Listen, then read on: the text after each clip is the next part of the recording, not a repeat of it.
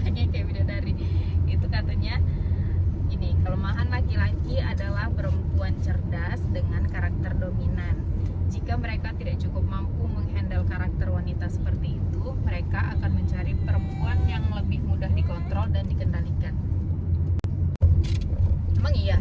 Itu makanya masalahnya, emang iya laki-laki suka perempuan yang suka mendominasi.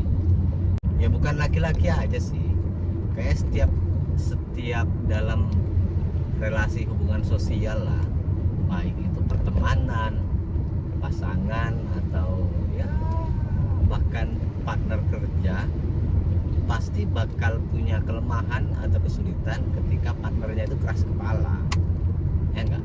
Ya tapi kan semua orang pasti punya titik keras kepalanya.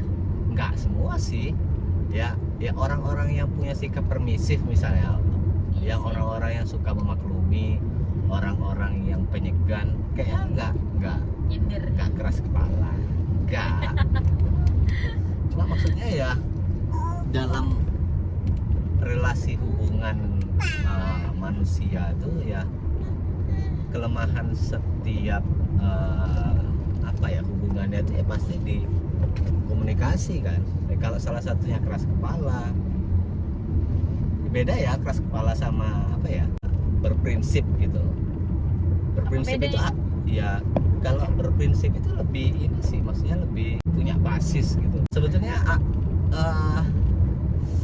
keras kepala jadi alasan untuk selingkuh tuh ya nggak bisa juga sih ya, karena apapun alasannya, karena perselingkuhan itu kan ya pengkhianatan kan. Apa iya gitu loh, laki-laki itu bisa selingkuh gara-gara itu Ya, kan bisa cerdas, jadi cerdas. gitu. Kalau cerdas beda ya, cerdas orang-orang yang cerdas itu biasanya ya konsekuensinya dua, dia menjadi rendah hati atau dia menjadi arogan. Kalau dia rendah hati, punya pasangan yang cerdas tapi tetap rendah hati, itu keberuntungan seorang pasangan. Tapi punya pasangan cerdas tapi dia arogan dan menganggap bahwa dirinya selalu benar, itu yang sulit tuh.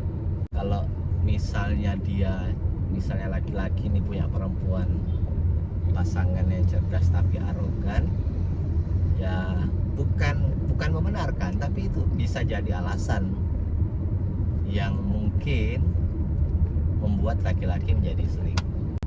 Keras kepala yang kayak mana yang nggak bisa ditolerir?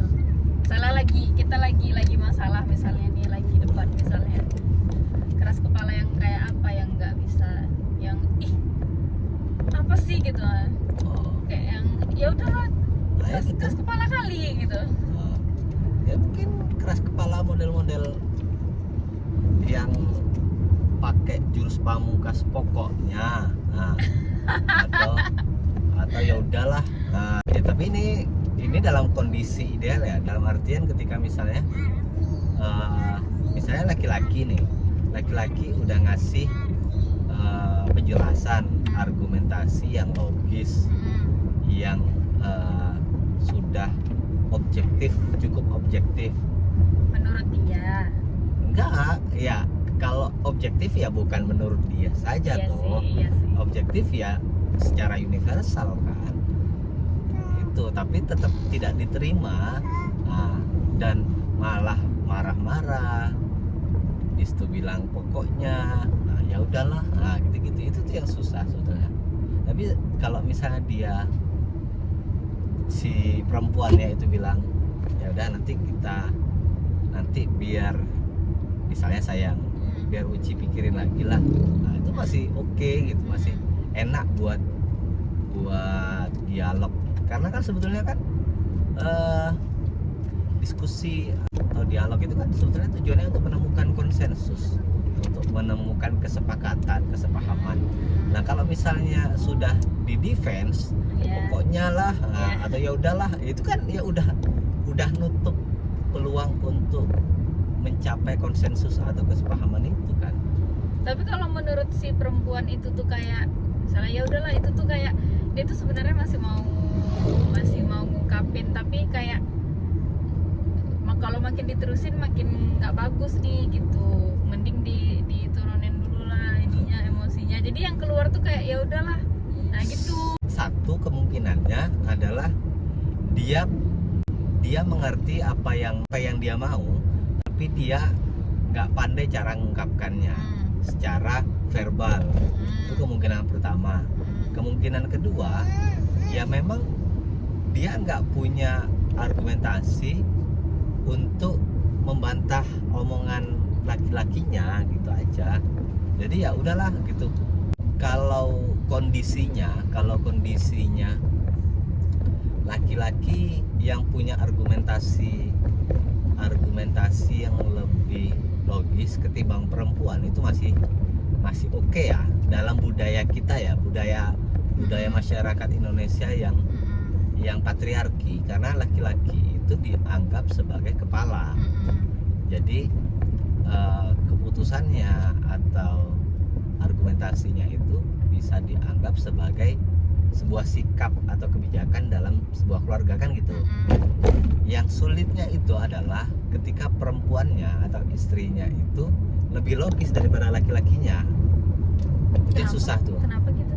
Ya itu si laki-laki bakal terluka harga dirinya. Oh, ngerasa didominasi sama Ngerasa istrinya. didominasi sama istrinya. Mungkin itu yang bikin Balik lagi ke yang tadi ya, jadi selingkuh. jadi selingkuh. Karena mungkin dia nggak merasa di rumah itu dia nggak punya panggung gitu loh, nggak punya panggung yang cukup, nggak punya power. Jadi bisa jadi dia nyari di luar Perempuan yang bisa ngasih dia panggung lebih besar gitu untuk dia sebagai laki-laki. Nah itu susahnya sih memang sebetulnya dalam budaya patriarki itu, laki-laki bakal lebih mudah terluka harga dirinya ketika ada perempuan lain yang